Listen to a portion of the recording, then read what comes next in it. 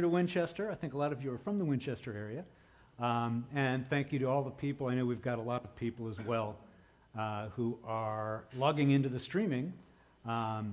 So thank you all for spending some time. I understand we did not check our Patriot schedule when we scheduled this event.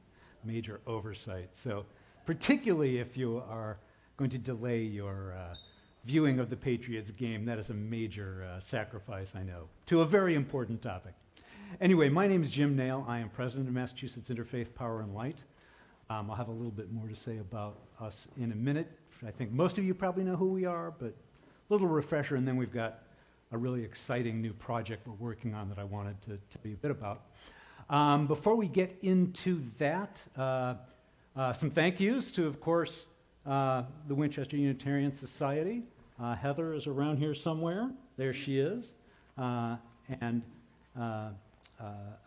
Cynthia Davidson, who is our executive director at MassIPL and also an associate community minister here.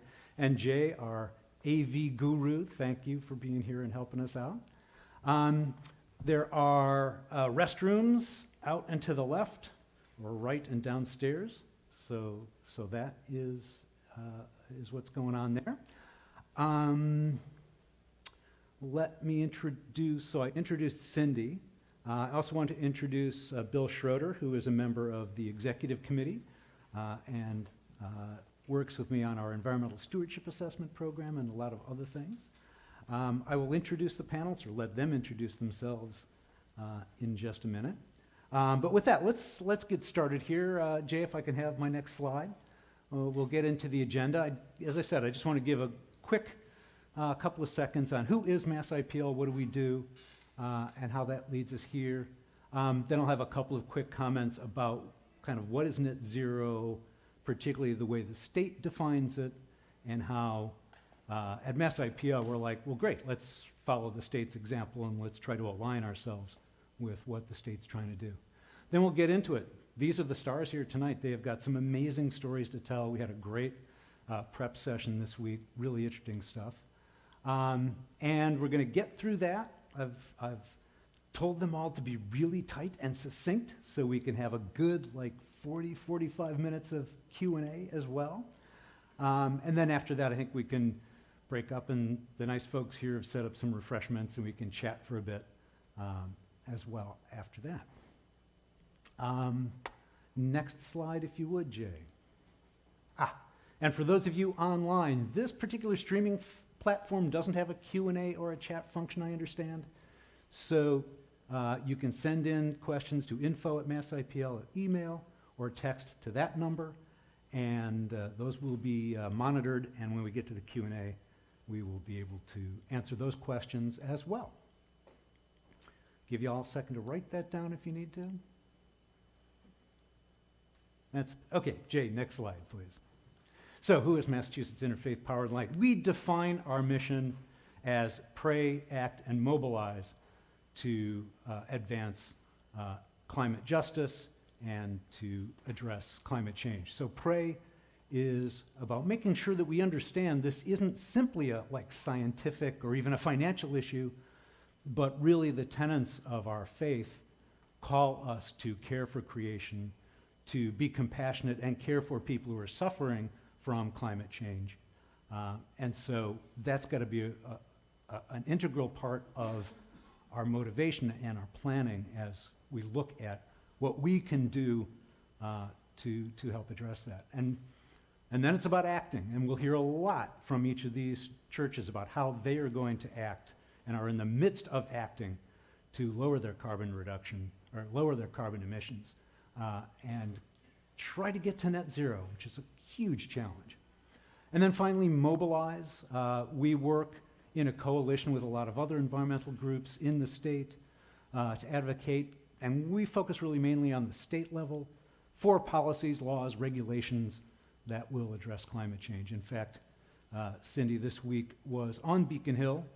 There is a bill in the, I think it's the Telecommunications, Utilities, and Energy Subcommittee for a zero carbon renovation fund, which would be, I think it's $300 million proposed to do all the things we're going to talk about today, which are really expensive, which we'll hear about from our experts, how expensive all that is, which would be a huge thing for the state. So we are going to be working on that through the year, and as we all know, the Massachusetts State Legislature, nothing much happens until about June 1st, and then there's a flurry of activity. So we have time to really put the pressure on them to do that. Next slide, please. So the way we sort of bring this to life is first our Love, Earth, Justice interfaith worship service. Look for that probably in the spring. We're just beginning to plan doing that. We may do it up in Lowell, Massachusetts, where we've got a project, or Lawrence, Massachusetts, where we've got a project going. So that's a great way of bringing everybody together to, again, focus on that core motivation. Our energy assessments, we call environmental stewardship assessments. One of our core offerings, which Bill and I have a lot of experience, and over the years we've developed a very specific protocol for these crazy, unique, wonderful, but really challenging buildings. And we go far beyond what MassSave does, and we can bring a lot of knowledge and experience and, gee, here's how other churches or synagogues or what have you have addressed similar sort of structural kinds of problems. And then this project of increasing access to clean energy in environmental justice communities. We are working right now under a $50,000 Massachusetts Clean Energy Center Empower grant in conjunction with Interfaith clergy group up in the Merrimack Valley, where we're really focusing on bringing these communities who are so underserved in this world, in the world of energy efficiency and mass save, really trying to bring them into it, using the houses of worship there as sort of centers for both education and spreading information, but also particularly right now we're working with this church, if I get it right, Iglesia Evangelista Metodista Primitiva, where we're looking at some barrier removal, insulation, heating system upgrades, which will then serve as kind of a pilot and a demonstration that will bring all the other faith communities around Lawrence to inspire them, hopefully, to do the same in their buildings. Stay tuned. Next year's going to be really exciting as we get that program going ahead. And of course, I wouldn't be a good president of a nonprofit institution if I didn't make the pitch for you to support us with a donation. Many of your congregations I know are members, so thank you for that. I know, looking around here, I can see some that I recognize names that I think have been individual donors, so thank you as well. We would appreciate any and all support that you'd like to give us. End of commercial announcement. With that, I think, next slide, if you will, Jay. Okay. Just, again, we're a nonprofit. We are part of a national interfaith power and light network.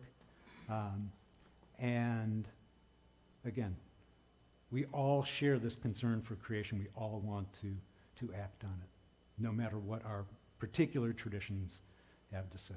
All right. And again, next, Jay. A little bit about the state program. Probably a lot of you are familiar with it. I'm not going to go into a lot of depth on it. If you haven't spent time with this document, it's really worth it. I think the state did a very thoughtful job. And the Baker administration, with whom I disagreed a lot, but I thought they did a good job following the science and trying to take a realistic but pretty aggressive approach to how do we do what the science says, which means we have to be net zero by 2050. Next slide, please. There's kind of two key points to make out of it. The first is, right now, we're aiming for a 50% reduction by 2030. And next slide. And then this net zero by 2050. But what's interesting to me in this report, they're not saying zero fossil fuels. They're not saying there's going to be no carbon emissions.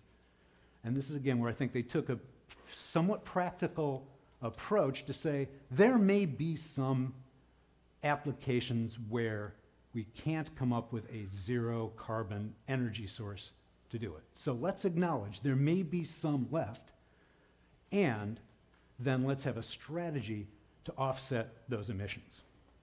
And where I think, as I've gotten into more and more discussions with houses of worship, and a lot of these folks in particular, a space like this, in the current state of heat pump technology, really, really challenging and or really, really expensive. So we may be looking at, we may preserve some fossil fuels for heating these spaces, but again, as long as we think about how we can offset that use of fossil fuels, we can still be in compliance with the path that the state is charting out for us. All right, with that, I won't read these quotes, but it basically says, we got to get off fossil fuels. A combination of efficiency and electrification are the sort of two key pillars of doing that.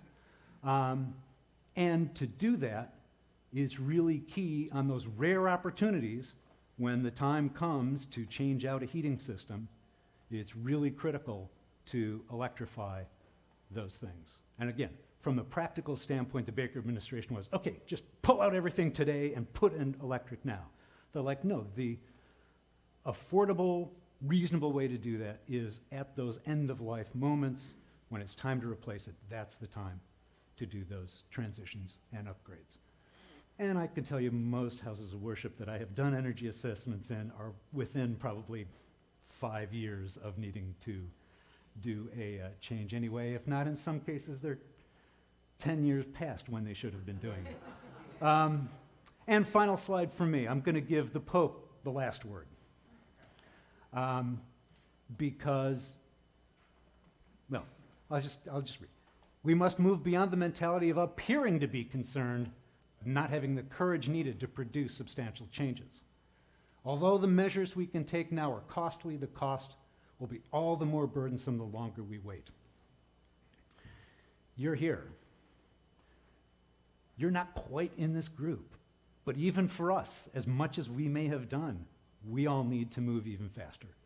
That's the point that the Pope is making. And we need to work with the leaders of our congregations and our fellow congregants to make sure they get the message that we've got to keep going, we've got to keep moving. So with that, we're going to hear all the great stuff that these 4 congregations have been doing. And with that, Ann Hayek from the Congregational Church of Needham. Thank you. Jay, next slide. Thanks so much, Jim. So I'm Ann Hayek, and I'm Congregational Church of Needham. Our denomination is the United Church of Christ, also known as UCC.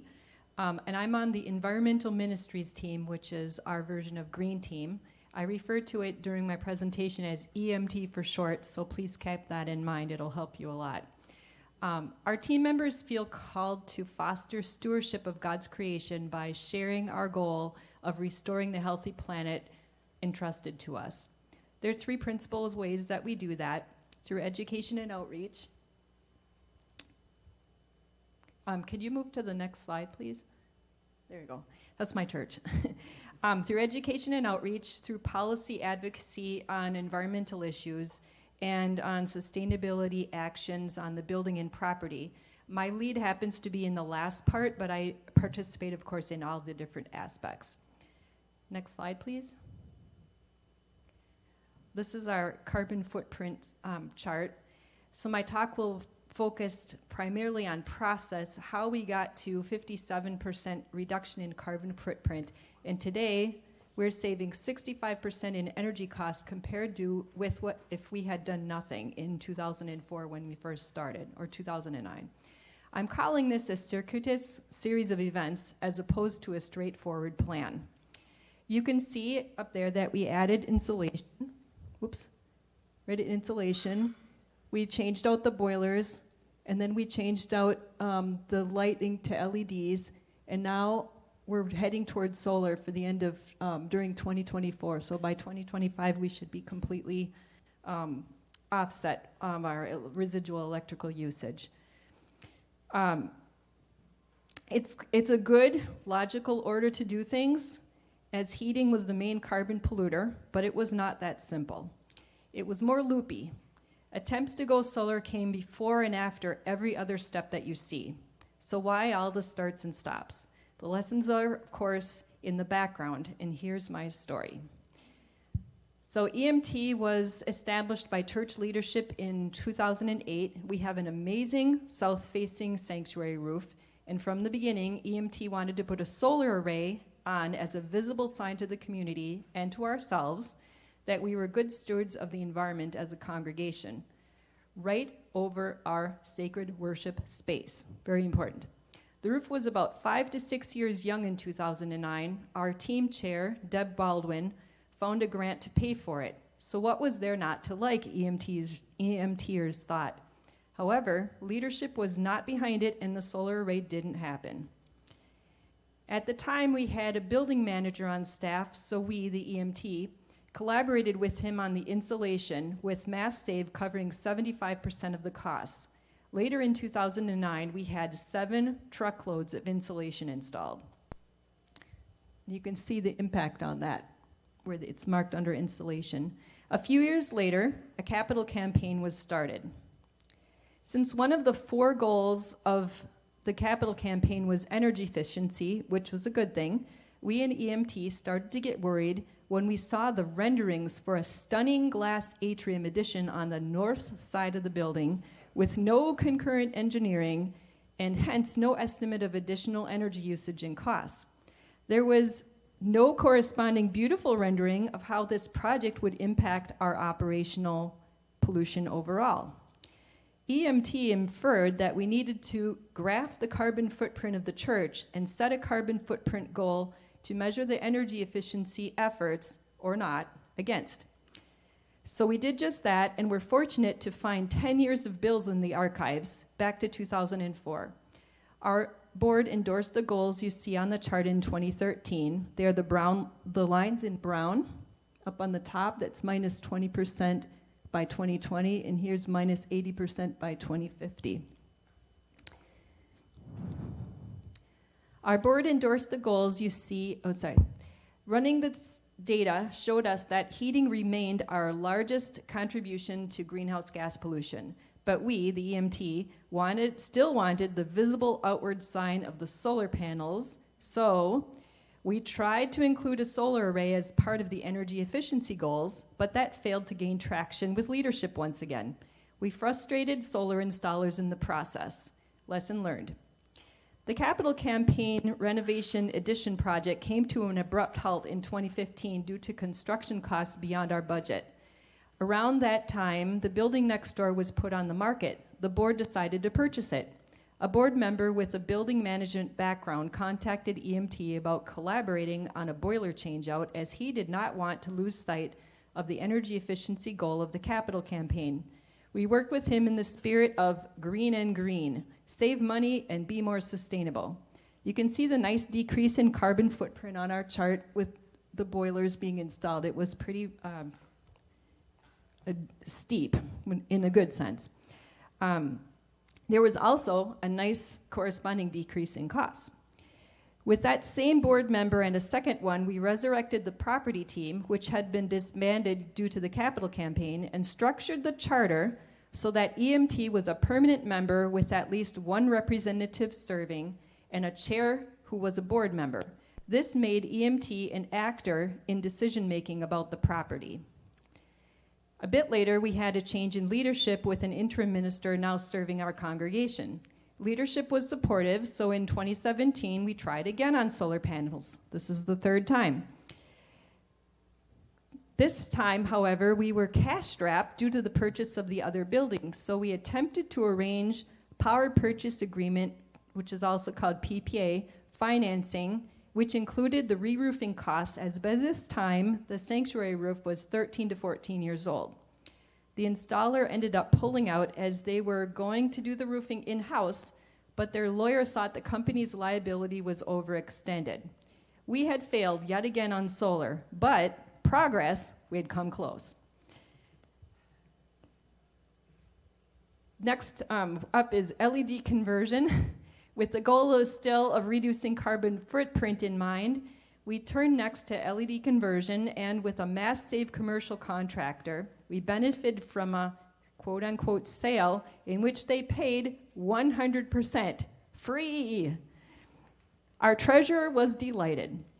We reduced our electrical use and cost by 30% in early 2019, and our outdoor light pollution at night by following dark sky principles, another win for creation care. Fast forward through the pandemic to 2023. We are back to a solar array, and we believe all the proverbial stars are lined up this time. We have settled ministerial leadership who are openly supportive. With so many lessons learned along the way, we also have the structural pieces in place. A board member is championing the effort. A member of the finance team volunteered to crunch the numbers. The roof is now 20 years old, and property team, with our EMT rep on it, is leading the re-roofing effort. We have cross-representation on a group called Deacons, which is a board for spiritual leadership. This helps with communication as they are important in a large committee. In terms of finances, the church is no longer cash-strapped, having sold the second building in 2022. The Inflation Reduction Act of 2022 provided an opportunity for ownership and the 30% direct pay federal credit. Owning is more financially lucrative than a PPA or leasing arrangement. And very sadly, our first EMT chair, Deb Weldwin, who I mentioned earlier, passed away in May. But she left us a great gift, a memorial fund for solar panels. Before she died, the board champion and I both promised her that we'd get it done. Also, more savvy this fourth time around, we first engaged the board and finance team with an estimating process before contacting any installers. This exercise resulted in a financial framework within which to work. It also defined the scope of the project to one that covers approximately today's needs and not one that would put solar panels over the entire south-facing roof, which would have been our EMT's dream to prepare the future. But on the sunny side, it looks like solar will finally happen. Once the solar system is in, we will have reduced our church's carbon footprint by 64%. There is more to be done, of course, but our EMT goal of a visible sign of our church's commitment to the environment is finally within reach. Thank you.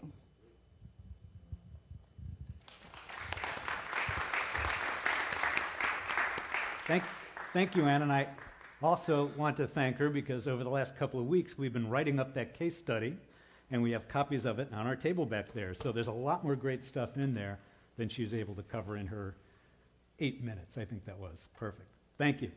So now from across town here, Bruce Alexander of First Congregational.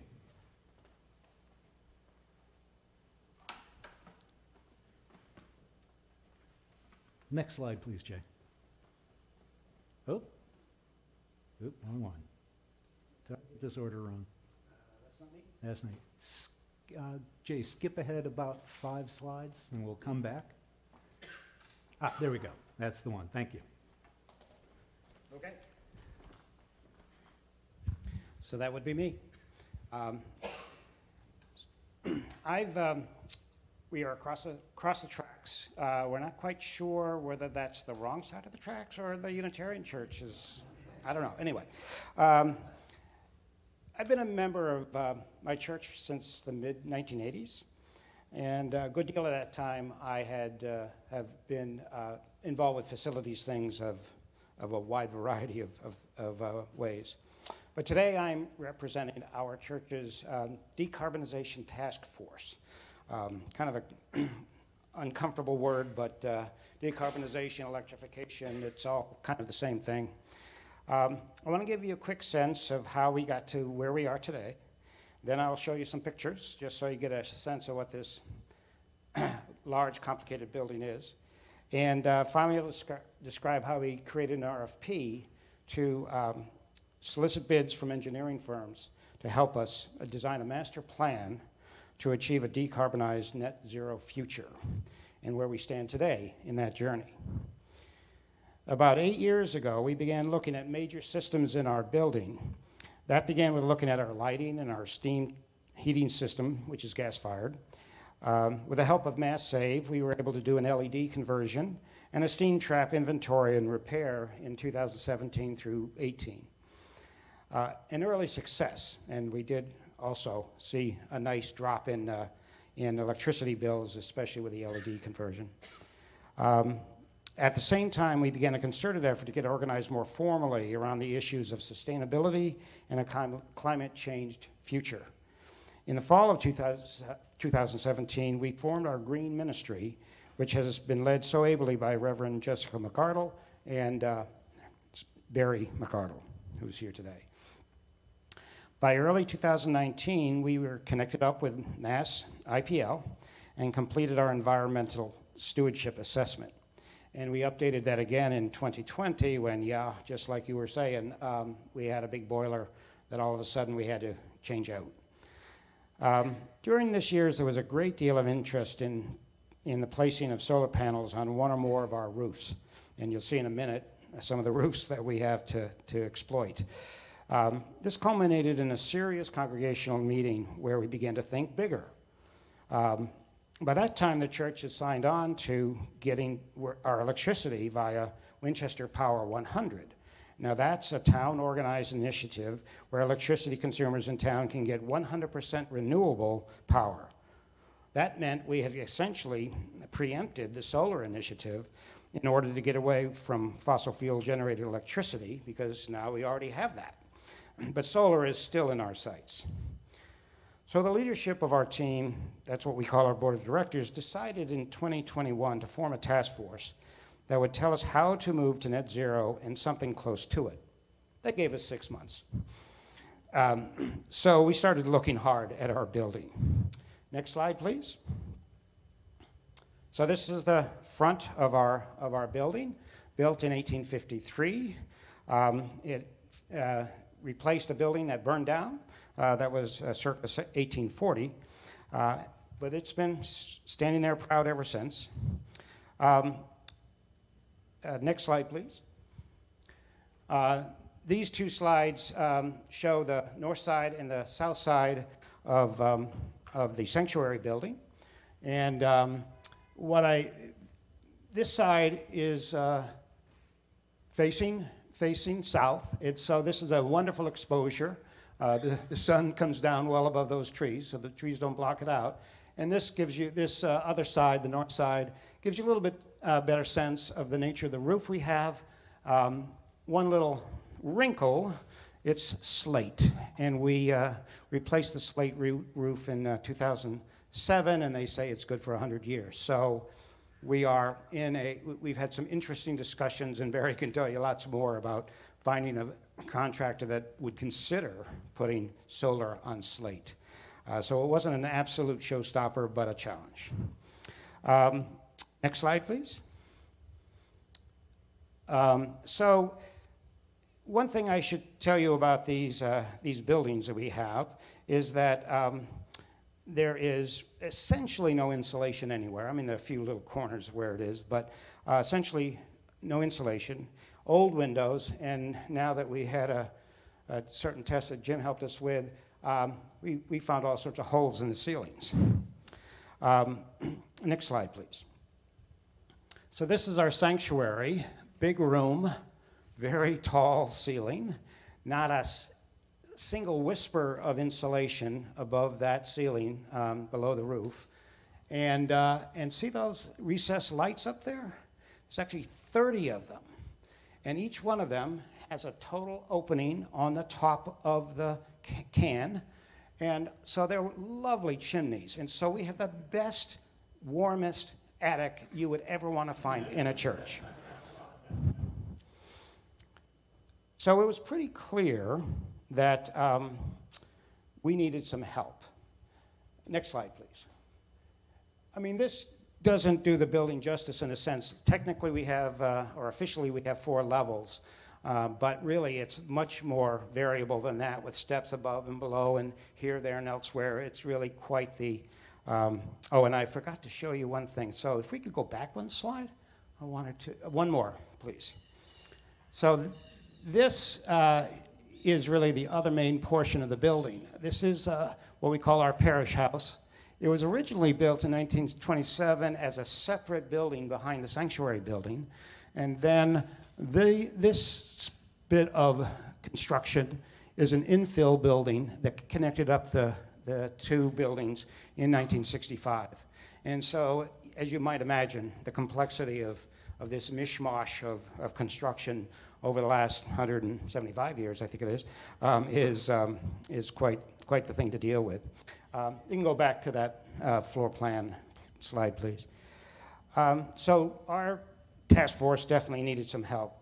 We decided we should seek to engage an engineering firm with experience in transforming old buildings for net zero kinds of endpoints, including houses of worship buildings, to show us the way. We began to develop an RFP. And now if you can go on to the next slide, please. We had invaluable help from Jim Nail and also Ken Pruitt, the town's sustainability director here in Winchester. And between the two of them, we got some good ideas. And in the end, by the end of last year, we had an RFP, which you can see here. That RFP is 13 pages, and that attachments A3G document on the right is 65 pages worth. A lot of work to gather this together and do it. So we got it put together. We were being ambitious, and we put it out before it was finalized to a few firms that seemed to be interested in taking a quick read of it to see what we were up to or thinking about, and got some feedback. And so they kind of made it pretty clear that we were asking for, I won't come up with a good metaphor, but anyway, an awful lot. So we scaled it back a bit, trimmed it up, tried to focus it better, and then by the end of 2022, it was ready to go out, and we put it out there for bid. And we got 2 responses. We got 2 proposals, one for a lot of money, and one for much, much more money than that. And so we had some heart-to-heart talks with these 2 contenders, and eventually figured out more ways to scale it back and make it more modest. And essentially what we did is to create a project that was really just phase 1 of all the glorious things that we want to try to accomplish. So got to start somewhere, and if we can confine and focus on that, we'll get started. A little bit like your solar steps, maybe. We engaged with Building Evolution Corporation of Worcester, Mass., and they started their work this past spring. And we hope to see their final draft soon, where they'll give us a chance to review it and give them some feedback about it, and then they'll create their official final report. That final report will will be presented to, well, let me step back one step.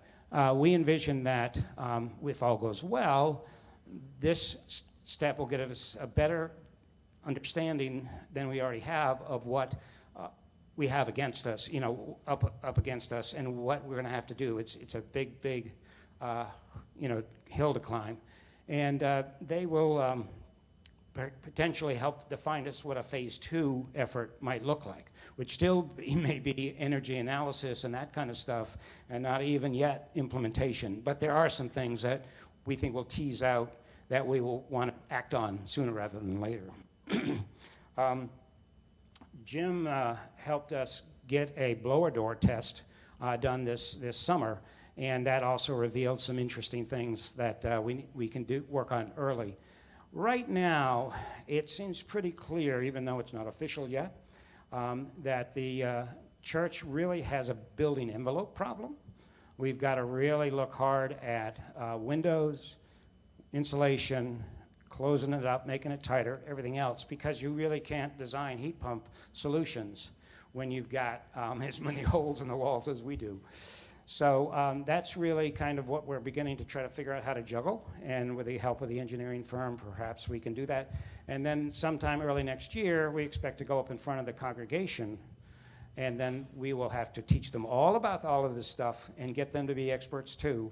And the church will need to make some really, really challenging positions. I didn't mention that when the leadership team created us, they didn't give us a budget. So we went and had to squeeze some money out of them just to pay for the engineering services. But that's what we have done successfully so far. But there's a lot more money to be found and to be spent to go forward with net zero. Thank you very much.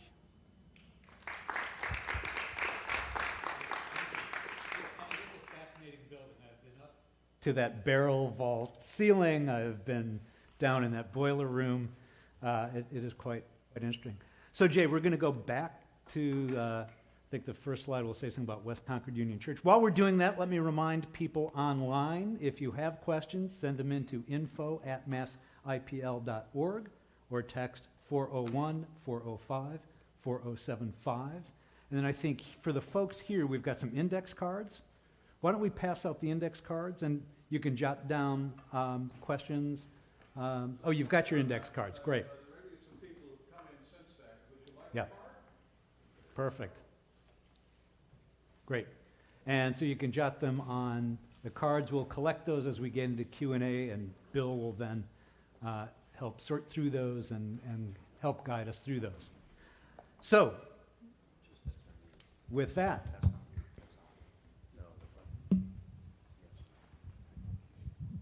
is our tech working? We're Great. good. All right. Dave Sedlock, go. Thank you, Jim. I'm Dave Sedlock, and I'm one of the stewards at West Concord Union Church in Concord, Mass.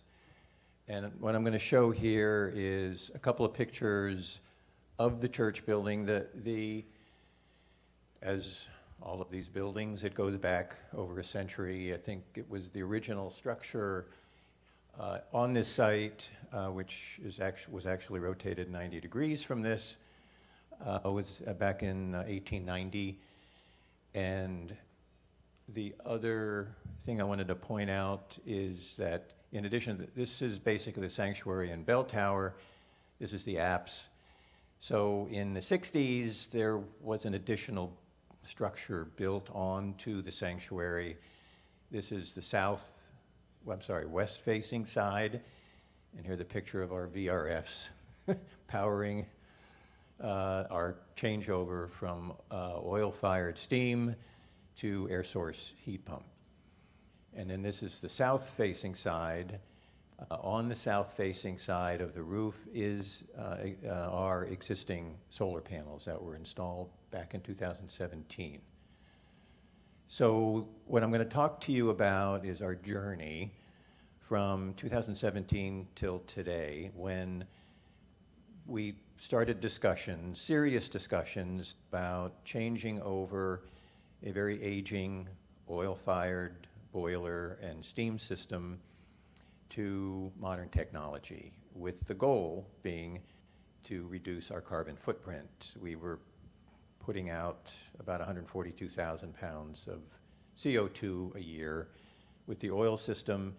As Bruce mentioned, while our church is smaller than his, because of all of the add-ons, additional constructions and renovations,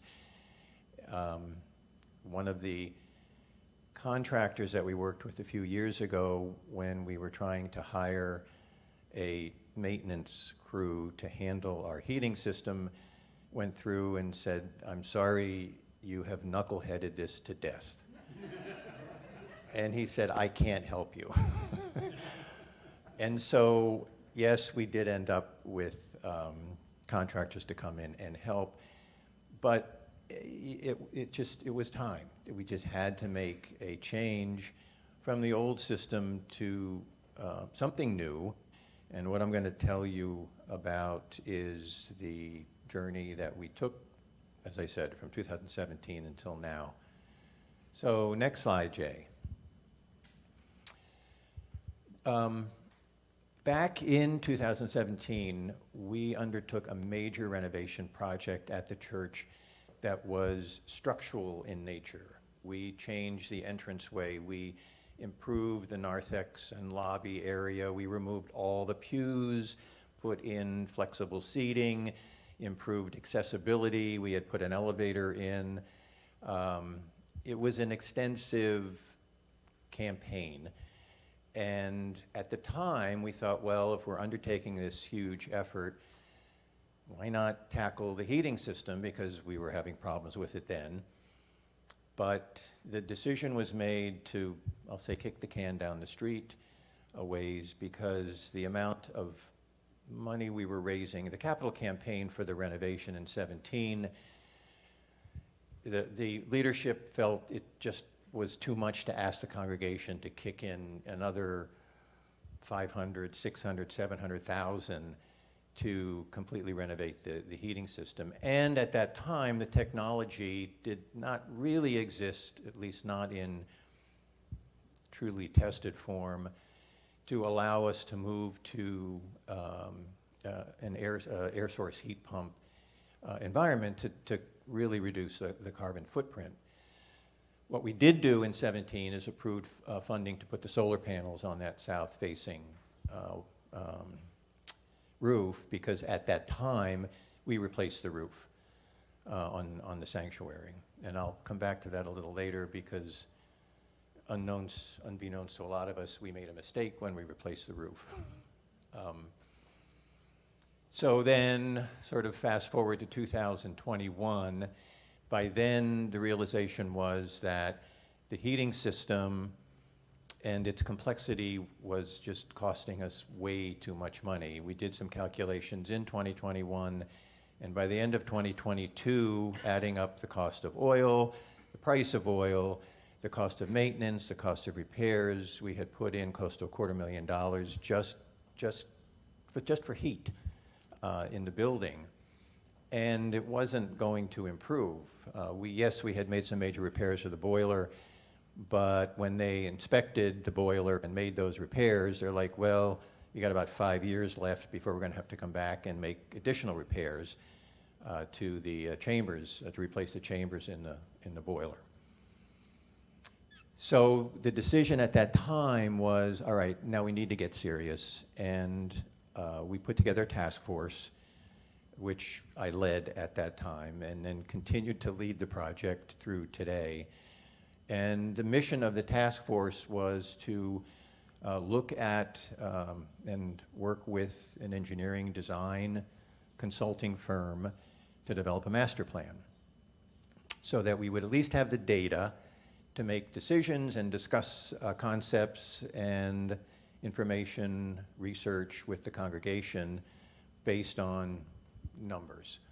So the work on that lasted through the summer. By the fall of 2021, we had completed it, and it was very thorough.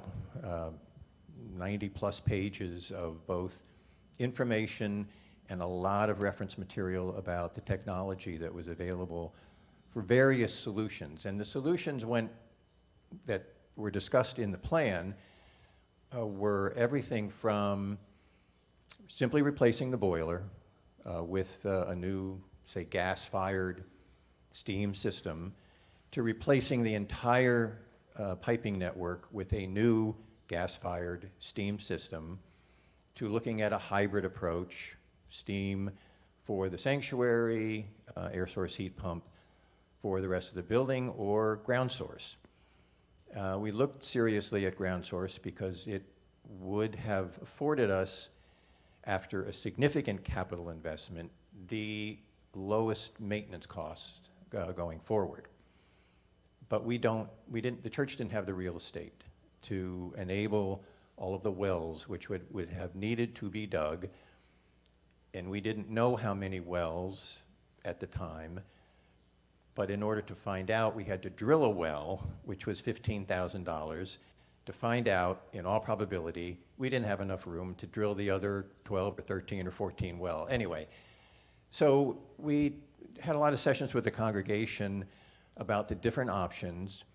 There was significant pushback by the congregation against staying with any fossil fuel. They're like, well, wait a minute. We're trying to reduce the carbon footprint. And if we go from oil to gas, yes, it does reduce it somewhat, but not a lot. And so the decision by the congregation at that time, even though the original goal was, hey, we have to replace the heating system with something, let's try to be environmental stewards and do it right. The final decision was, let's take it all away and see how this would work, because when we talked with the engineering firm that we were working with, they ran the numbers and had experience and told us of examples of churches that had moved to completely air source heat pump, and it worked. We said, okay. So that's the path that we decided to go down in March of 2022. One thing I forgot to put on this little chart, or not chart, but description, is in between the master plan that we received and the decision that we made to go full air source heat pump for the church, which was replacing, there was a huge demo project obviously involved in that. We couldn't reuse the old fin tubes that we had for steam. We undertook, as Ann and Bruce had mentioned, in their churches, an effort to improve energy efficiency. So we did approve money to replace all of the windows that needed to be replaced. Some of them were replaced back in 2017 with fully insulated double pane sealed windows. So all of the windows now in the church, with the exception of the sanctuary stained glass, have been converted. LEDs have been installed. Air infiltration has been handled to as much as Rodriguez. So we put the effort, before we even started the project to replace the boiler, to replace the heating system, we spent the money and put the effort in to insulate and replace the windows. And so now I'll go back to the comment I made about replacing the roof. So when I contacted insulation firms, companies to come in and give us a quote on what it would cost to insulate the building, some of the 1960s portion had already been insulated, but now we're talking 60-year-old insulation. The sanctuary had never been insulated. So they did give us a very reasonable quote, all of them, on what it would take to insulate the walls.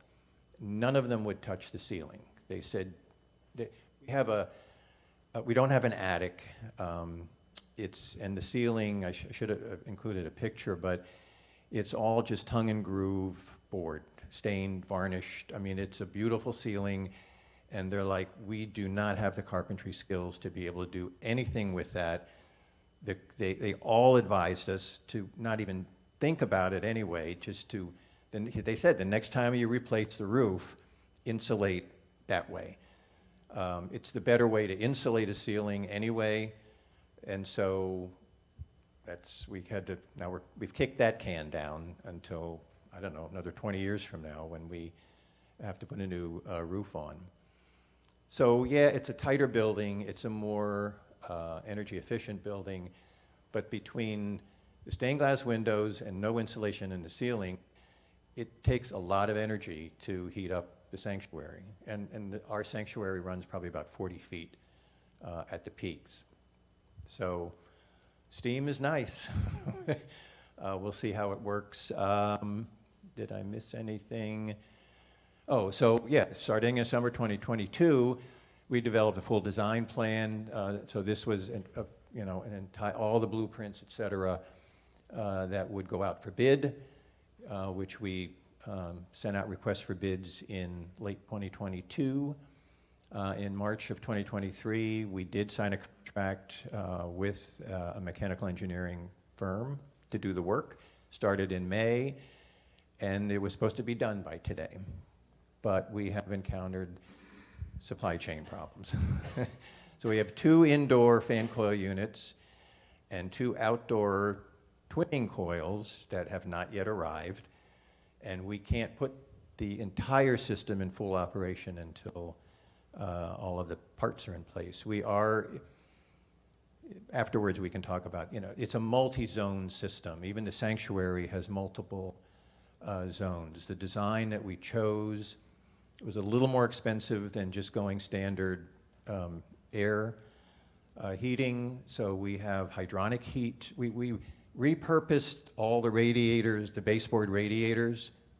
We put new fin tubes in, but the congregation doesn't see anything different because they just took the covers off, put all new piping in, put the covers back on.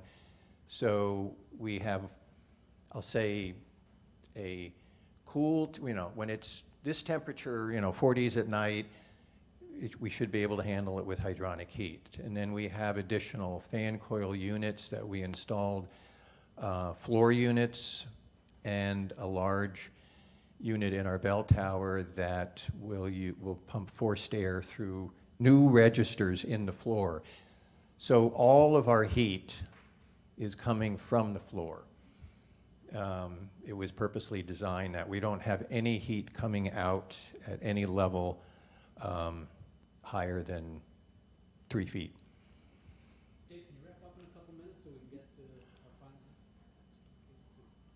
So next slide, real quick, Jay.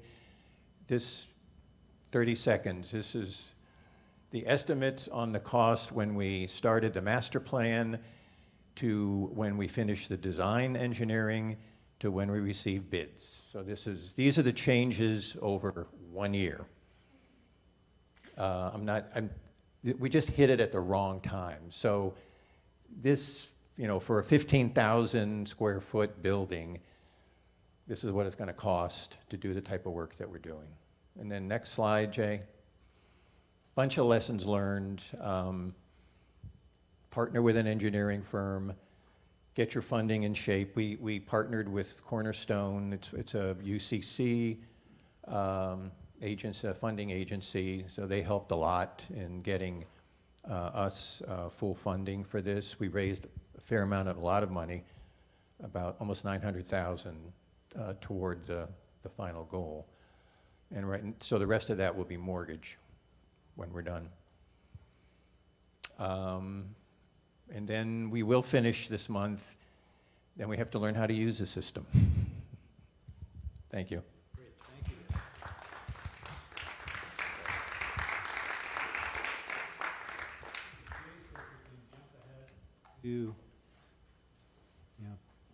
I don't have any slides. You don't have any, that's right, you don't have any slides. Okay, It's my iPad. okay. Actually, can you just turn the screen off for a second? Great, thank you. Okay. I know baseball season is over, and I don't know if we have any Texas Ranger fans here, but I'm still going to use the analogy of batting in cleanup. Chuck Khuen from the hometown team, Winchester Unitarian. Thank you. I've been running the building committee actually for 15 years until last 15 years until recently, so sort of intimately familiar with this. Our story is kind of a condensed and mixed version of what you've just heard, so I'll be very quick. In 2007, we funded our own private energy loss assessment, mostly on the building, and since then we've had 2 separate ESA projects done by Interfaith Power and Light, very helpful. In each case, we've taken the meat of those studies and implemented all the major components. In this just to set the stage, this building was built in 1899, including the steam system that it still uses. The middle section was built in 1923, and that section out there, the RE wing, was built in 1952, okay? It was oil-fired steam, and is now gas-fired steam. The assessments that we had, their primary focus is, and it is with everything, is first you look at the envelope, all right? We found we were pumping heat out the door, and what's interesting is this entire sanctuary was designed to be heated all with outside air, because in 1899 they were responding to the recent worldwide flu pandemics, epidemics, and they recognized you had to have the fresh air. So we filled all the dampers. We found all the places where the air was brought in to be heated, not only in the sanctuary but through the entire church. And by closing the holes, we cut our heat expenditure, and by switching from oil to gas, cut our heat expenditure in half. Okay. But then we proceeded on the next sets of tuning the boiler, and well, we put solar panels in this church in 2011. As a matter of fact, we're thinking about, okay, how soon can we buy them and replace them? That's how long they've been up. Let's see, we added new zones, we put modern controls on the heating system. We've done, you can adjust our heating system from 3 states away with Wi-Fi thermostats, which is quite something for something in 1899. So we're down now, so that our total energy costs for this building, heating and electricity, are only 3.6% of our annual budget, which is quite something. And now we are into sort of the next phase of looking at, okay, with the exception of one project we're working on now, which sits on the cusp, is those projects that pay for themselves are easy to get financed. Now you're looking at, well, how much do we do, I'll say for show, but it's to meet your goals of being a good steward of the environment and to be a show place for environmental stewardship, because those projects don't pay for themselves. So we're in the middle of that debate right now, and in the transition, the RE wing which was built in 1952 with the brilliant 1950s architecture of the walls were called aluminum curtain walls, single pane glass with aluminum frames. They are one of the worst surfaces you can have for keeping heat in a room. They're leaky and the temperature goes right through them, but it's a lot of money that impacts 14 rooms in the RE wing, okay? So we are looking at, we hired an engineering firm to give us some options to replace those aluminum curtain walls with, a proper, efficient windows that, visually match the other windows in the church. And while we're at it, look at augmenting or replacing the steam zone over there with heat pumps. So we're getting different options on that as the next step.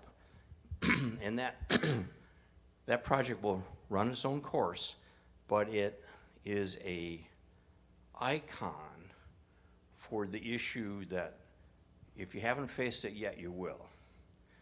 The cost of that project alone, we've had estimates well over $1 million if you include the heat pumps. No way you can justify that. So how much money can you get in grants from the IRAs and all that kind of stuff? The more you get in grants, the more you can do without being pushed against the other decisions of, well, wait a minute, if we're going to go out and raise, and by the way, that's just that building.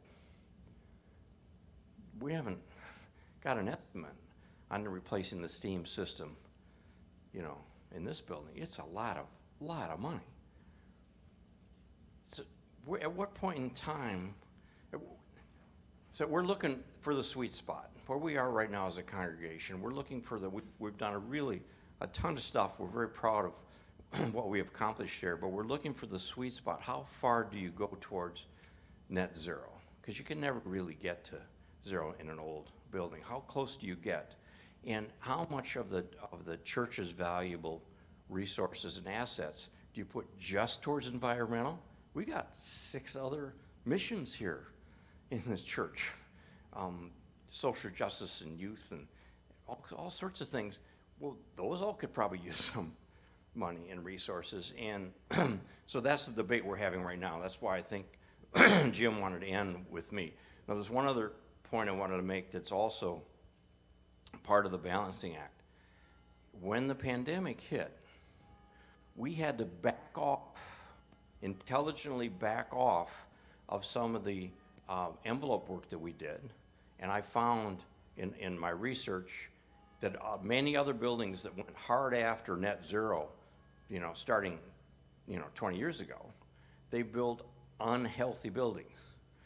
The air has got to be exchanged in a room 4 times an hour, plus or minus, okay? So once you close all those dampers, which were using outside air to heat, because it was replacing the air, you ended up with unhealthy. So what we had to do in this sanctuary is we put in modern controls and electronic dampers so that when the CO2 level, which represents the activity in the crowd, rises, the dampers open up and let outside air in. And when they goes down, they close back up. But it's still, if your only goal is saving energy, you're still pumping it out. So there's a balance for health of the building, but the biggest problem is how do you balance where you put all your resources. That's what we're fighting.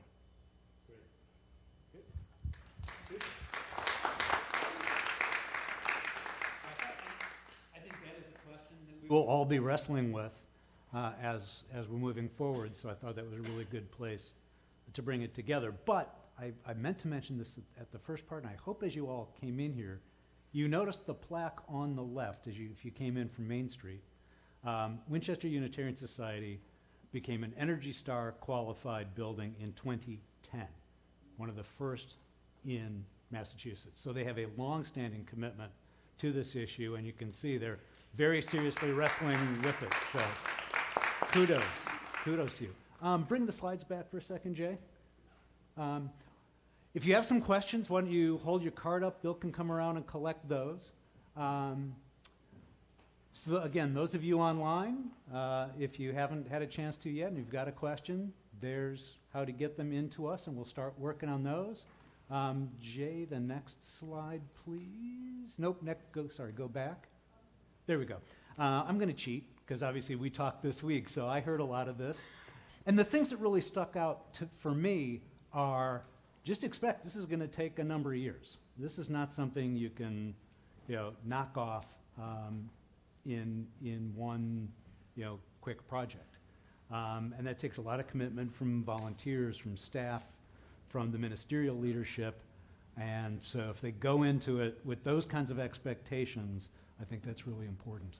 And certainly, what I think we heard in most of these studies was get the congregational leadership involved early. Get their support, get them into the discussion, hear their concerns, figure out how to work that into your planning. Setting a goal, really important, but then you need to be flexible. Every one of these plans is like, yeah, we're going to be net zero. Oh, wait a minute, the cost this, or the physical constraints of our buildings that. So you've got to be able to adapt to what you find out as you go along, particularly with expert help. And I think, it's one of those things, we hate to spend money on things that aren't actually then getting installed in the buildings. But this is complex, technically challenging. There's a lot of really detailed decisions that you need expert guidance on. This isn't like the old days. Hey, our gas boiler died, let's get a new one in here, and the contractor looks at it and goes, yeah, I can get you a new one exactly like this for X dollars. That's not what we're talking about here. So you really need those mechanical engineers, building science experts, et cetera, to help that. And I think this final point is, and I think it kind of goes back to Pope Francis's point about having the courage to do stuff that's going to cost a lot of money. We've all been doing some great actions, the insulation, the LED lighting upgrades, those have all been incredibly helpful, but they're all pretty easy to justify financially. And now we're moving into this world where, maybe a 20-year payback. I don't know, maybe it never pays back. So that is where, that call to that courage that Pope Francis said is really going to come into play. With that, I see we've got a bunch of questions. We do. Bill, hit me. And I was wondering, for the people who are listening on streaming, a microphone might be helpful. Yeah, take My that. experience has been I can never hear the audience's questions. I think it's on mute, so if you hit, Press hit the button there till it gets green. Okay, no, there we go. Okay. Okay, first one is for the West Concord Church. Can we get a copy of the lessons learned? I will put the slides up online, as well as give us a couple days to get the video, and we'll get it up on our YouTube channel, so all this will be up there. Okay, and also, as you have switched from oil to electric heat, how much more does it cost to heat and cool?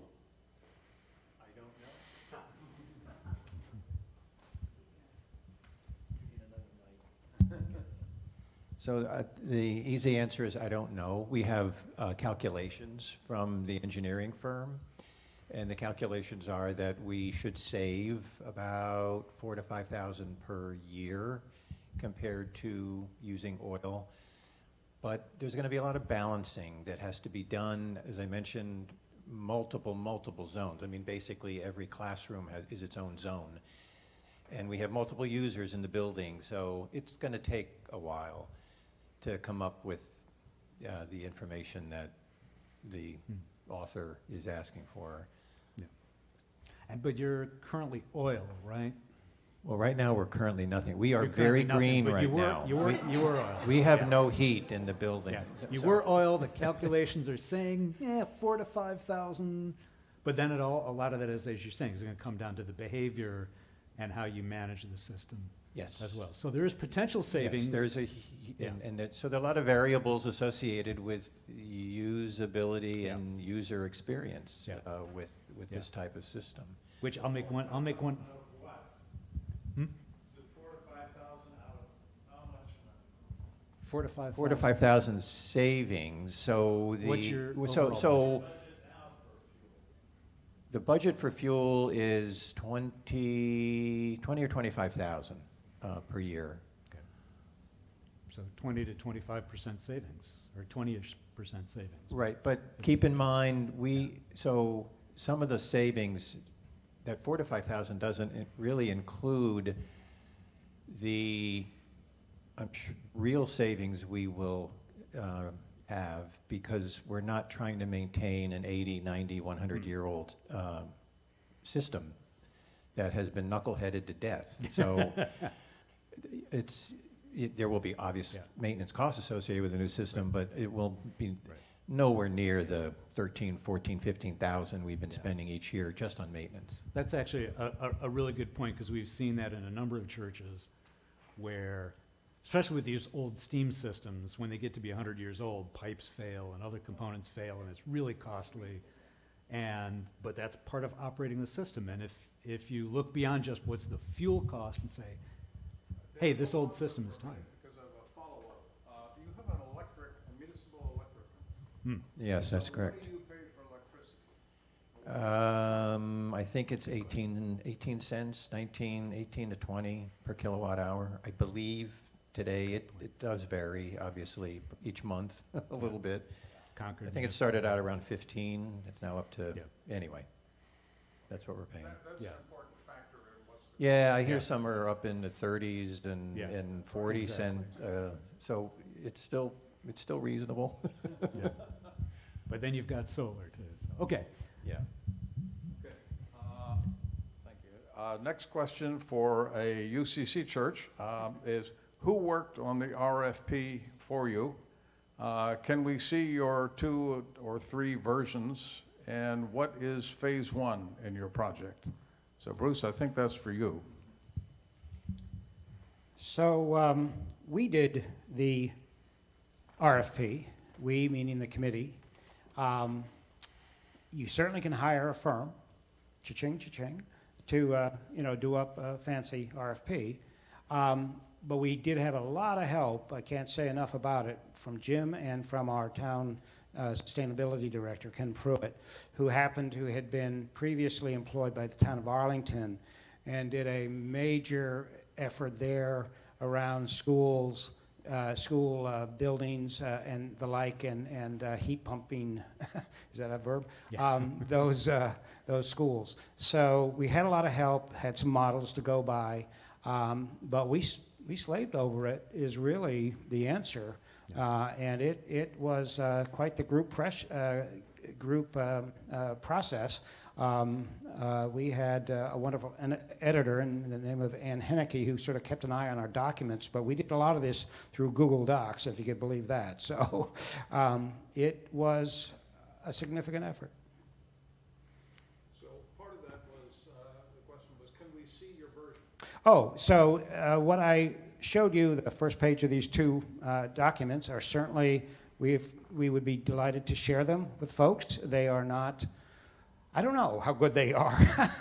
They're elaborate, but I think they would be a good benchmark for anybody to take a look at and see what makes sense. But I will give you that caution. It tends to lean on the too complex side, which may distract a bidder into thinking you're rolling in dough. So do some critical thinking on it. And I'm pretty sure I've got the final version, so if people want I to think so, yeah. send a request to info@massipl.org, I can send those out. It was an amazing document, and I think from the complexity standpoint, I think you were taking a really good view of like, let's take a step back and let's look at the building envelope, the plumbing systems, the electrical systems, the heating, like, Ventilation. how do we make this, thing from 1840s and 50s and forward into a 21st century building? And that's where it had to start scaling back. Yeah, on yeah, some of because it is, well, I think, David, you kind of articulated a point that emerges quickly. I mean, we've already stated you can't rely on return on investment to justify everything you do.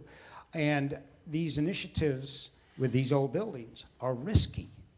There's even though the industry has matured a bit and heat pump technology has certainly come a long way, there is no guarantee just how much you can accomplish.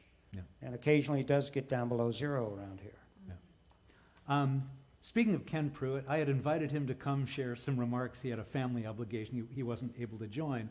But as we were talking, he sent me some comments he asked me to share with you that I think echo a lot of what you heard here, because he's working with the municipal buildings here in Winchester, trying to figure out. He does residential. Susan McPhee does. Oh, so, well, he was sharing the lessons the town's learning in their municipal buildings, very similar to a lot of old, late 19th, early 20th century buildings. And he said that there's kind of two lessons or two kind of directions they're going. One is net zero over time. So rather than try to do the whole building all at once, are there particular areas that are either easier to do or they're used more? And so you start with that and then just chunk off parts of the building as you can. And the second thing was, building envelope improvements, air sealing and insulation almost always pay off.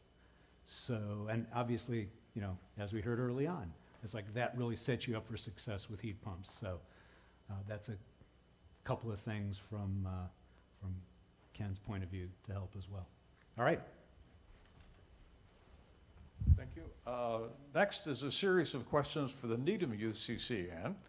And I'm going to ask them one at a time because if you're like me, 3 questions, I don't remember the first 2. So, first question, why did the leaders initially reject the solar panels? It's already live. Yeah, so the question is, why did the leaders originally reject the solar system? And the answer is, we're not quite sure. I think, if I look back, I think like the person who tried to do that, this lady who passed away in May, her thinking on it is that she wasn't politically astute enough. So she went in there thinking, oh, they put up this team and got us started, so of course they're going to want to go for it. And she didn't take the time to communicate and sell it around, get the grassroots support for it going. So that's her analysis of it. Okay. What kind of boilers did you install, and why not heat pumps? So in 2015, we installed Lochinvar 96% efficient gas condensing boilers. We were not ready to go to heat pumps, and the Massachusetts was not giving rebates on heat pumps at that time. And we consulted Mass Interfaith Power and Light and Tom Nutt Powell at the time, and he recommended the Lochinvars. And at the same time, I want to say that we also installed most of the circulators, which are the pumps that move hot water around your building. We installed variable speed, and that was a decrease in the electrical consumption as well. So you have forced hot water, not steam. So we have forced hot water, yes, in the Yeah. entire building. Gives you lots of opportunities that you don't have with steam. Mhm. Did everybody hear that? Yeah, You can't get efficient boilers for steam. yeah. So he says you can't get efficient boilers for steam, but you can get, they were 96% efficient. Yeah. So, and the Lochinvar was the brand, because there's a lot of really efficient boilers out there, but we went with the one recommended by Mass Interfaith Power and Light. Question about windows. What about your windows? Do you have storm windows or some kind of additional layer?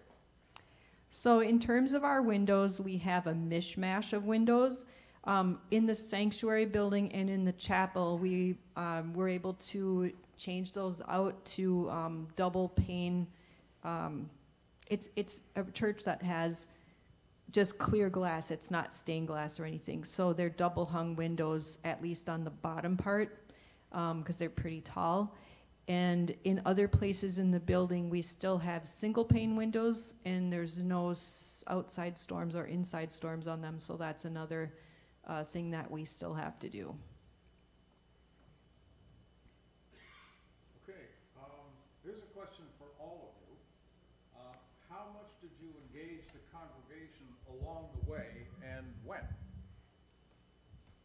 Just Loud enough? repeat the question. It's Okay, just- how much did you engage the congregation with your renovation plans along the way, and when did you do that? Start over here. The congregation needs to be talked to whenever you're asking for money. Most of the first set of advances we made, we were self-paid for because the building committee looked at the $7,000 every year that they had to raise separate from the congregation to pay the extra fuel bills at the end of the year. We said, no, we're just going to spend that on a study and improvements. And with $2,000 for the study, $5,000 to plug the holes, and the next year our heating bill went down by $14,000. So with that record, we went to the congregation and said, we're going to do a PPA for solar, but we want $20,000 to increase the percentage of energy we get from the solar panels. And they said yes. So it's an interesting, and now we will end up going back as we get to this bigger project, which is going to cost money. But one of the advantages of the Ken Pruitt's concept of you do it in stages. If you do it in stages and you do it well, you establish your reputation like you know what you're doing, and you get positive feedback, and then it is easier to get people, and you can get people on board in little steps, which is, I think, what we've done here. Great. Yeah, I would echo pretty much everything Chuck said in terms of engaging with the congregation early and often. Definitely for us, it was at sort of all the milestones that I mentioned in that slide. The 2017 for the solar, 21, 22, you know. So fortunately for us, we didn't, there was always debate, but there was pretty good, uniform, almost consensus that what we were doing was what everyone in the congregation wanted to do.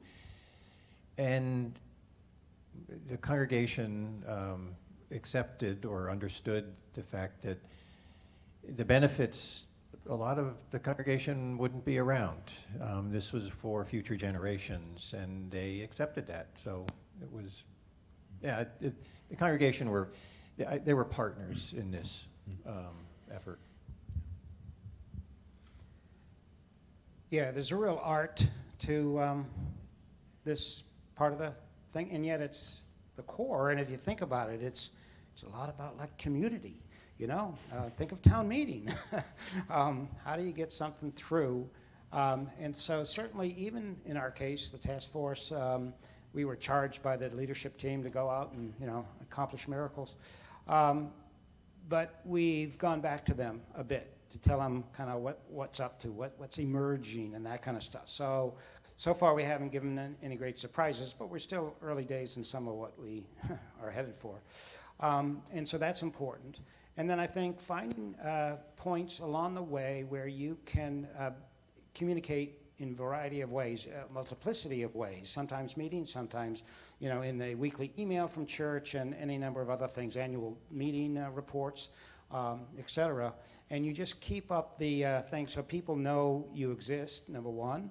And number two, that they get a sense of what you're looking at and why and that kind of stuff. But the big caution is that when you're ready to go to the congregation for a vote on money, recognize one thing. You've been working on this project for a year, 2 years, 3 years, whatever.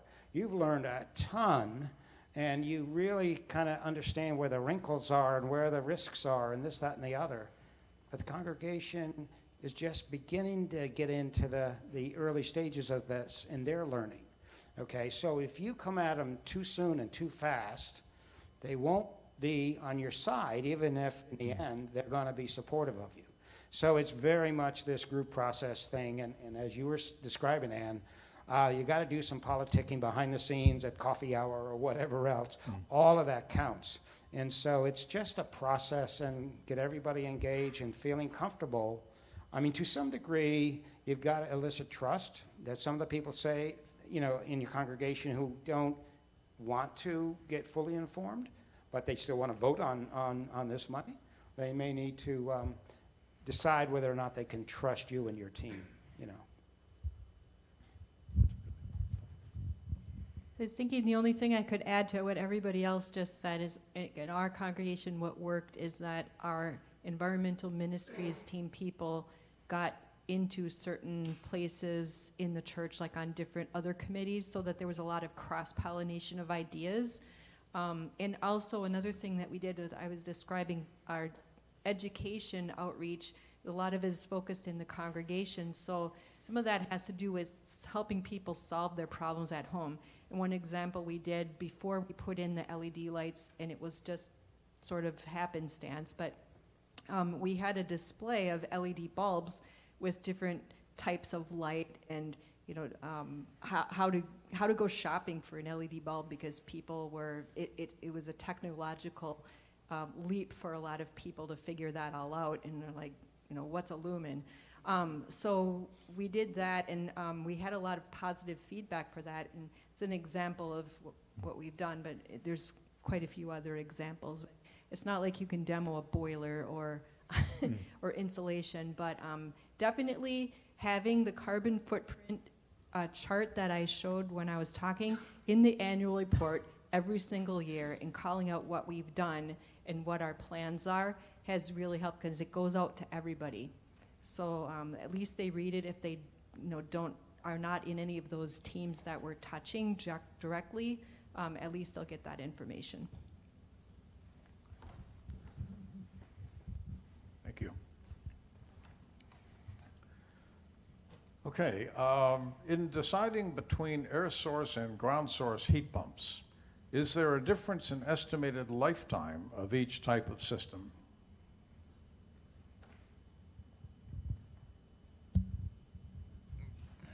That's I guess, a little complex question to answer, because the two systems have similar components and different components. And one problem is there isn't a huge history of ground source heat pump usage. When we did our research, we found a couple of large residences that used ground source heat pump, and were comfortable with the contractors that they worked with who were maintaining them. There are obviously a lot more mechanical engineering firms that are familiar with air source than ground source. Once you get up to the ground, from the ground, they're exactly the same. So you're really dealing with the same refrigerant lines that are either being heated or cooled. You need compressors. What you have with the ground source are pumps for your wells. You can have a closed loop system. You can have an open system, depending on the land that you're dealing with. So there are differences, I would say, in terms of lifespan. They would be pretty much the same, because everything from the ground up is pretty similar. Let me jump in on that too, because aside from houses of worship, I was doing a project in my town where they're redeveloping an old state mental hospital property. And on the energy committee, we were advocating for the developer to at least investigate ground source heat pump. And we found about 10 case studies of college campuses, office parks, out in Dedham, the Hebrew Living Center, that had used ground source heat pumps. Some of these, I think the oldest one we found was like 15 years. And what they were saying is they were expecting certainly the ground loop or the well structure, 50 years without any maintenance. And because fewer of the components are in the outside, because with an air source heat pump, you got your compressor in the outside and it's subject to all the vagaries of weather, those typically have about a 15-year lifespan, 15, 20 maybe. And the expectation, which again, we don't have quite as long a track record to prove this out, but the expectation is that those components of a ground source system might last closer to 30 years. So potentially, the ground source system could have significantly lower expense over the long term. But again, not proven. Everything that I've seen would suggest that, Yeah. yes, the operating expense once installed Yeah. would be lower Yeah. than air source, definitely. While you've got it, let me just follow up. Okay.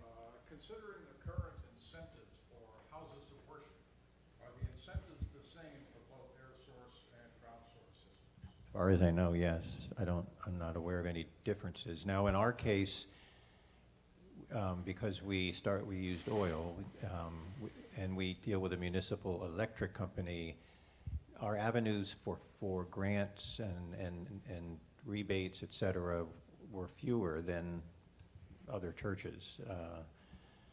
We just kind of went down the wrong path years ago. But I'm not aware of any. Yeah, I'm aware of some. Yeah, I believe the mass save incentives are higher for ground source. They are. It's, 'Cause, yeah, I you're think looking it's into- 2,500 per ton or 3,500 per ton for air source. The first is for an ordinary air source, if you will, and then air source with VRF is that much more. And for ground source, it's 4,500 per ton. I think that's the number, but definitely larger. The other thing is that there's a federal incentive for ground source heat pumps because they're considered to be geothermal. And so that's like a 30% of the cost that you get back from Uncle Sam. And that does not apply to air source heat pumps. Yeah. That's not tax rebate or tax forgiveness. Yeah. Well, the question, it actually is, yeah, but it's direct pay. So that's not under the IRA, that's direct pay. So it's under the Internal Revenue Code. There is, however, a catch in the details, which is what expenses are considered to be part of the ground source system and what aren't. So, for example, if you have to install the ground source, if when you get all done you have major landscaping and other expenses, that wouldn't be considered part of the equipment, so that part of the project wouldn't qualify. And so I think there's details to be worked out. If you went into it thinking that, the total cost of the project, I'm going to get 30% back from the federal government, you might be surprised. That's an issue. The other thing that I can add from looking into it a little myself is that with the ground source, the estimate for how much it will cost you to drill and install the, you can get an estimate, but they can, when you actually go to find someone to do it, you can find that the cost is considerably higher. I talked to one person who, at the private school where they're in charge of new buildings, they had installed ground source, and they drilled a test well to find out, what are the conditions and so forth and so on. And the results with the test well were good. And then when they went ahead to drill the remaining 29 wells, they ran into a problem that the test well didn't show them, and it cost more. So I think the bottom line is that there is a risk factor with ground source, that you don't know exactly what you're going to encounter and exactly how expensive it'll be. We were all, by the engineering firm that we worked with, we were also cautioned with regard to ground source. So if any of you are considering it, there is potential environmental impact that you need to consider, depending on how much land you have to spread the wells out, because you are changing the conditions, especially the temperature of the groundwater that you're working with. And depending on how quickly that groundwater is replaced, how static or active that is, after 10, 20 years, you may have the ability to heat but no ability to cool, or the ability to cool but no. Anyway, it's just something you don't worry about it with air source because the air is always changing. The ground doesn't change that fast, so just something else to consider with GSAP. I see we are at 3:30, which is the time we had promised to get you all out of here.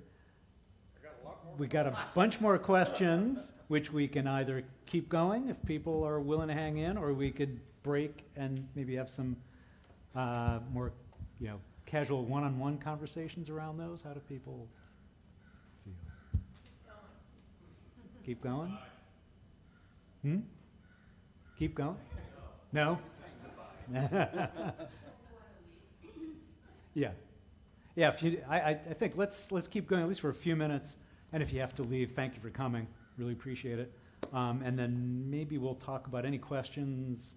We're probably not going to get to all these questions. Maybe we can all put our heads together on any questions we aren't able to answer here. Let's take one or two more. Clarifying question about that last. Yeah. Were you talking about an open ground source versus a closed one? Yeah. So, sorry. We're talking about open loop versus closed loop. Yeah. So my understanding, open is worse, but it would also potentially impact closed, only in that there you're not changing the water supply itself, but you are changing the heat conditions in the ground, and it just depends on how quickly the groundwater is refreshed. That's all. And it depends on how deep there are just so many variables associated with it, and you need a lot of land. Geotechnical. Yeah. I've got a couple of questions here which go beyond the nuts and bolts, which I think are interesting. So this person says, I highly commend all the time, energy, and focus on the carbon footprint of church sanctuaries and buildings. What about the congregation's members, homes, and residences? Has there been focus on the congregants' carbon footprints? How could this take place, and what kind of support would be needed?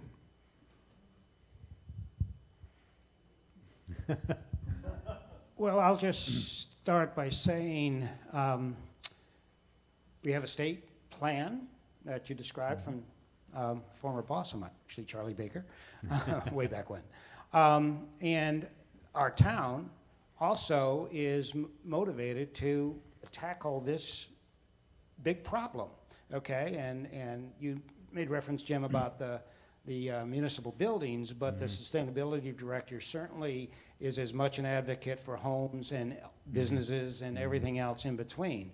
So there is, and so our church is in the context of the state and the town level are trying to be a part of that. And while we have not had to date a specific initiative around encouraging people to get solar panels or heat pumps, there's still a lot of activity in town anyway. And so we just hope that we will be both an advocate and a leader in moving this technology ahead and trying to, tackle these problems. Yep. In the past, my congregation, the environmental ministry stream engaged the congregation on a 10% challenge.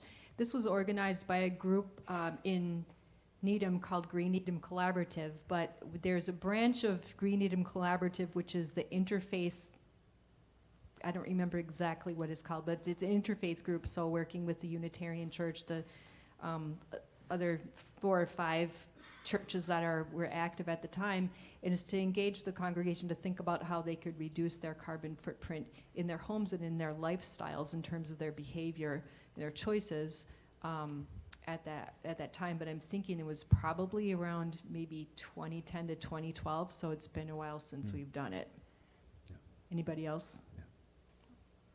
Yeah, I think and we say this in our environmental stewardship assessment, we are really focused on these buildings.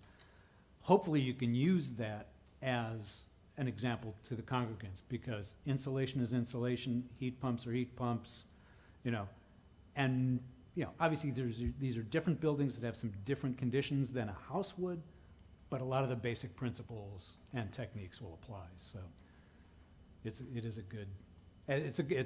good point, because if you get every 100 families or 200 families in your congregation to reduce their carbon footprints 50%, that's probably a whole lot more than even this building. So, Right. a worthy effort. Have any of your houses of worship evaluated the need for so much space? I'll jump in on that while the mic goes around. Bob Williamson at First Parish Brookline wanted to be here, and something came up he couldn't, but he sent me an email that I thought was really fascinating, because one of the things they did, in addition to gathering the data about their energy usage, is they put monitoring equipment on. They have multiple furnaces and boilers. And what that data told them was that 40% of their oil consumption, because they're still on oil, 40% of their oil consumption, 47% was January, February, and March in the sanctuary alone. And so what they are now talking about is, as the congregation did in the first oil crisis of the 1970s and in World War II, where in the winter they didn't even use the sanctuary. They have a good-sized side chapel. And so they're now talking about those things were emergencies. We're in a climate emergency. Should we take a similar action? So I think that gets to the space, question a little bit, on the side, but yeah. Yeah, I'll just quickly say yes. Our church is somewhere in the neighborhood of 34,000 square feet. Pretty big place, and we have lots of tenants. Some are small and community-oriented, and others are nursery school, after-school programs, et cetera. So we're trying to use our full building as much as we can, although the finances of that are not perfect. None of these tenants are paying true market rate. So it's still a fair question, and our church is noodling on that for sure. Our church has taken the same strategy as Bruce was talking about. And the other thing I could add to that is, in terms of taking in renters and using the program space, it avoids building new buildings somewhere else too. So I think if you look at it from a more holistic standpoint, it's a win-win. Yeah. And yeah, just to add, when we put together the proposal to execute the project, raise the money, et cetera, one of the slides was showing how the building is really a community resource. So the congregation accepts the fact that they're really, I say, a minor user of the building. But as Ann said, if we went somewhere else, we'd have to heat that. So we're, trying to preserve the fact that these buildings maybe the buildings have more use than just congregational worship. I think the person that wrote that question is thinking more about this kind of space as opposed to how many rooms that you have, because we don't have anywhere near enough to fill all the possible community use we could have. But now I'll go back to my point about balance. If you want to just do net sterile, we'll put in a false ceiling, cover up the stained glass windows, make the room smaller. There are times when you need a big space like this. When we had that unfortunate murder in Winchester, what year, 19, 20, when was it? We opened up this sanctuary and this building to the entire town to come here for memorial service because it's a big space. And sometimes you need a big space. So it's, I think that they were only talking about these big sanctuary spaces, not the building. Anyway, that's my point. Well, yeah, but I think that point about tenants is really a really important point, because there's nothing more wasteful than you've got to keep a space at least 50, maybe 55 or 60 to prevent pipes from freezing anyway. So now if you have a tenant, and if it's empty and no one's using it, you get a tenant in, okay, you've got to heat it to 68 or 70. But that's relatively minor, and now people are getting use out of the space. And if you wanted to think of carbon footprint in some other way about the value you're getting from that carbon footprint, an empty room doesn't give you very much value. Just one more thing. That's why these big spaces are heated with steam. Once you get a steam boiler up to pressure, it's up to pressure whether you got an extra room on it or not. It's not that big of a deal.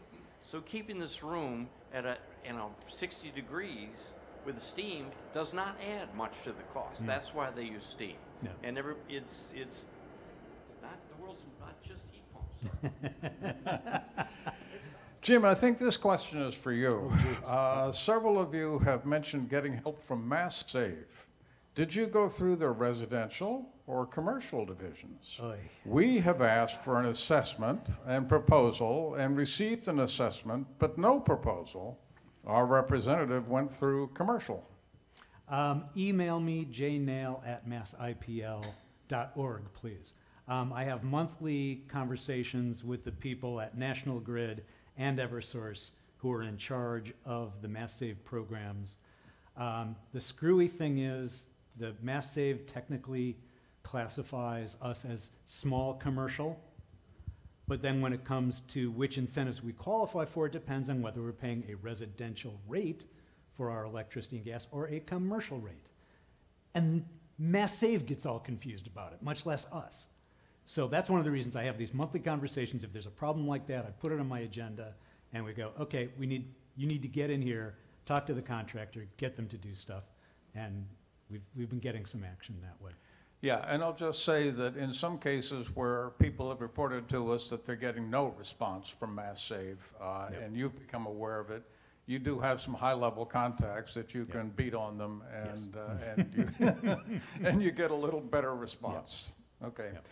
The next question is, have you had to deal with a historic district commission? We need a new roof. Is this the time to do solar panels? So kind of unrelated questions, but same questioner. So historic commissions and new roof. I work on the second. The second part of that is, yes, when you put a new roof on, that's the time to do the solar, because the first thing the solar installers do is they come and look at the infrastructure. They want your drawings, your mechanical drawings. They crawl around in your attics. They want to see how strong your roof is. So A.B. underscore the, when they're doing the new roof, put the insulation in, separate issue. The we are part of a historic district here, but we didn't have to deal with them for the solar panels in part because you can't see them on our church. Right. They're hidden from view, so I have no experience dealing with the historical part, but the roof, yes. We opted out of any historical review years ago, so it's not something that we deal with anymore. Well, I can speak not in the context of a decarbonization project, but other project I've been involved with our church. And our church is old and is on the National Registry of Historic Places.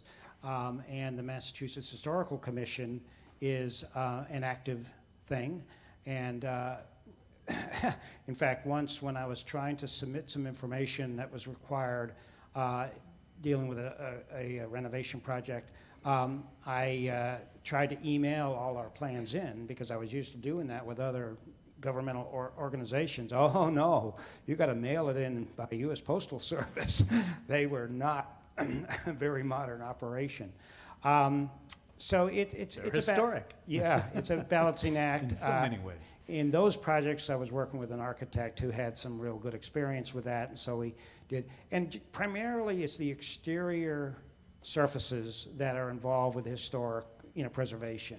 And so a lot of what we're talking about with heat pumps or whatever will be internal and won't be seen from the outside. So you can dodge that bullet, I think, pretty well, although I haven't been there to.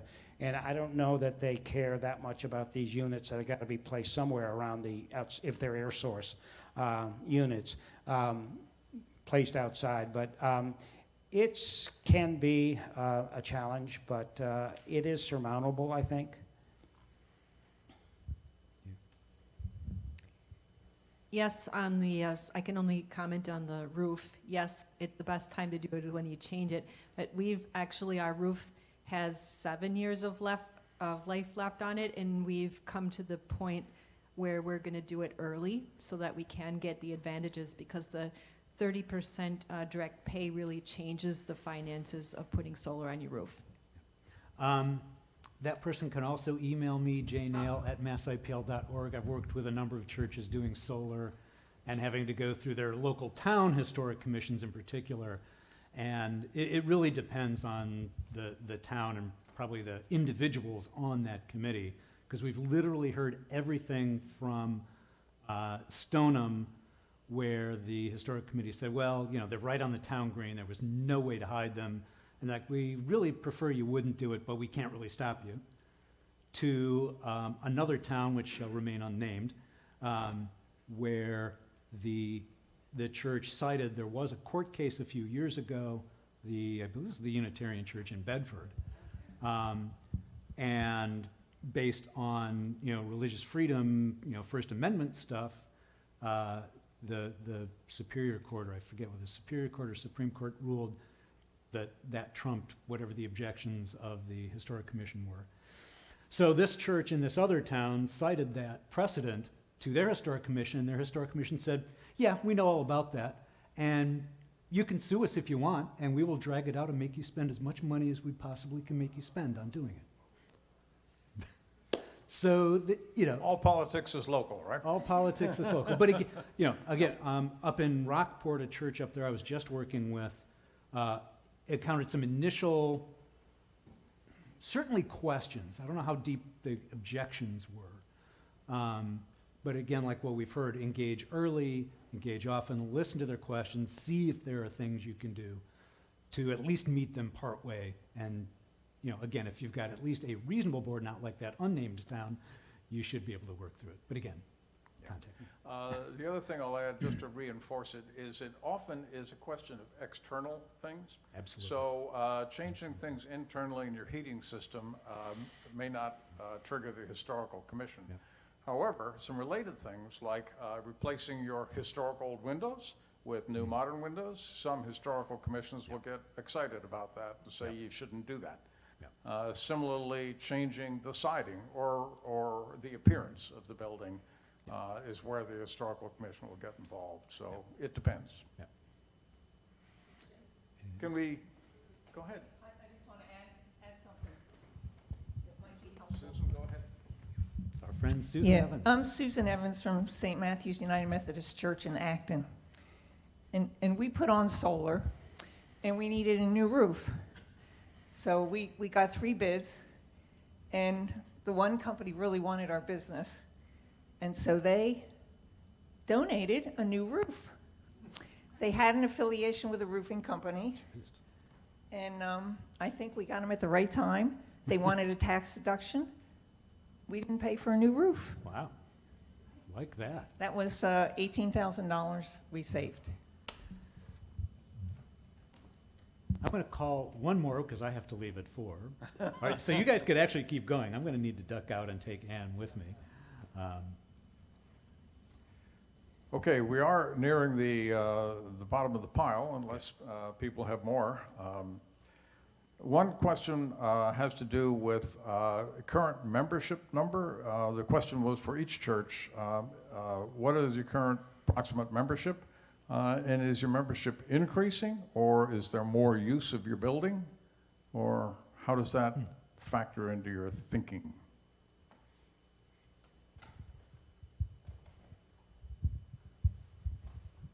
Fascinating question. I knew you'd want to But jump in on that that. gets to it, doesn't it? Now, slice off the part is about the building use, because that is not subject necessarily to how many members you have. Because the communities we found in this church, there's more and more people who want to use this building, okay? So there's no end of demand for the building use. The membership numbers in this congregation, say 200 is a reasonable number. There's pledging units and families and, but just say 200-ish. And it's slowly over the last 20 years, as with all congregations, sliding. It's getting older, getting smaller, okay?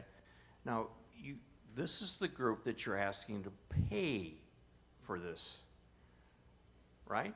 Whereas somewhere along the line, you got to think about, well, the financial health of the organization with declining revenues, okay? So, or investing in marketing and communications to reverse that trend. So it's a very interesting problem, because it's not like you have this big U.S. government stable, growing, whatever, that you're looking to where do we put the money next. That's part of the balancing act in terms of how far you go on the net zero quest. It's interesting. So we're a relatively small church, probably about less than 200 members. To be honest, I don't know how we calculate members anymore. It's more giving units, and it's about 120 giving units, and that's sometimes one person, sometimes 2, sometimes a family. But as I mentioned before, so that question all the discussions we have over the past few years about investing in the future, nobody's ever brought that up. Like, well, gee, we're not that big of a church. Anyway, but the building is used a lot. It's 7 days a week. Even the sanctuary is used 6 days a week. So it's a community resource, and we just continue to support it. We are the owners.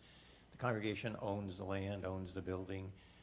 So I think part of it is, the concept is sort of, this is part of our mission with the community. Yeah, at our church, certainly similar. Over the last decades, a decline of membership is what we've seen. We kind of hanging in there these days.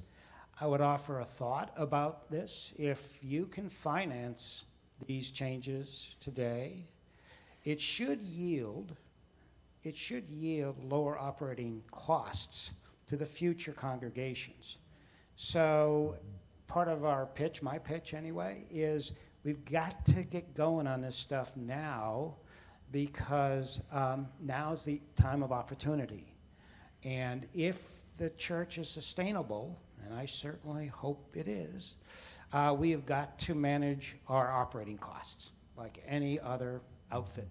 And so I believe that this crazy, risky endeavor should lead to sustainability of congregations as well as to the green earth.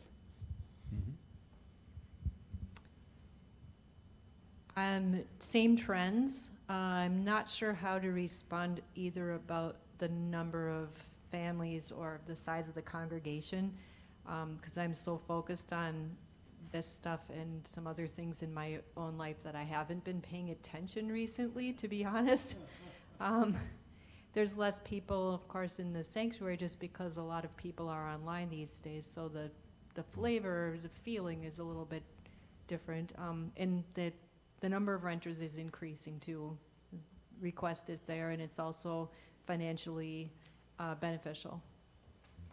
Well, you have it. Let me just ask a question to all of you, and you can repeat the question for the recording. Do you see electric vehicle charging as part of your mission, especially as a visible measure of environmental support? So the question has to do with, is electrical vehicle charging in your plans, and do you see that as part of your mission, environmental stewardship? The environmental ministries team really would have liked to have that, but in terms of finances, it didn't work out for this solar system that we're pursuing at this time. Hopefully in the future, but not today. One of the things, so yeah, we've toyed around with a lot of wild and crazy ideas. Because we've got a slate roof that's got a long life left, one of the things we've been kicking around, and I've read some of this in the news media, that parking lots are the next source of solar panel placement. You know, it's a space that's being already used. It's not going to be cutting down trees to put up solar panels. And so coupling that with EV charging stations, I think, is an opportunity of sorts. And I think those of us who might be imaginative enough might be able to figure out, how do you actually bring that about? And that would certainly make a strong statement in two ways to the community, which we want to lead. The quick answer is yes, we have talked about it, but we've been able to talk about it because when we designed the plan that we're moving forward with, we needed additional power into the building. The church, as of 4 days ago, had 400 amp service. In order to power the various VRFs, and we now have 800 amp service, which also required a new transformer. But we only need about 650 amp to run everything in the church. So we have the spare capacity to enable electric vehicle charging. We haven't acted on it, but it's potentially there. We're very interested in it. We don't have enough extra juice here to even put in an electric oven. All right, so that's a whole separate issue we didn't talk about. And we'd love to do it for show, except for where we'd put it is in the back where nobody can see him, sadly. Yeah. But anyway, very interesting. It's not trivial. It's complex. How do you maintain them? How do you manage them? Who gets to use it? Do you charge them? Yada yada yada yada. But it's a good idea. Along those lines, I meant to say this earlier, the idea of parking lots and parking canopies. One of MassIPL's solar partners, Resonant Energy, on November 15th is doing a webinar about an installation they did with the Discovery Museum in Acton, which is a nice picture here, and there's a flyer on our table back there. So it's November 15th. I created a little bit.ly/Resonant NP Solar, nonprofit solar. So pick up and when I send out the follow-up email, maybe I'll include the link for that too, because I was actually talking with a group of Catholic churches who came about, hey, we want to put solar on our roof. And when I looked at them on Google Earth, they've got these enormous parking lots, and like they could use one parking lot and probably power all 7 of their buildings, you know. And it might be lower cost than doing that. But anyway, but yeah, and then if you've got that big an installation, throwing a couple of chargers in there should work pretty well. Okay, I might just add a little more on EV charging, because my home church installed EV chargers in our parking lot. So I know a bit about that. And you're right, if your current electric service is close to the edge of being able to meet all your current needs, then you have an issue.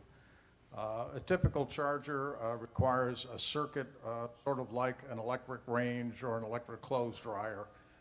So if you can afford, if you have enough capacity that you can do that, then that's relatively easy.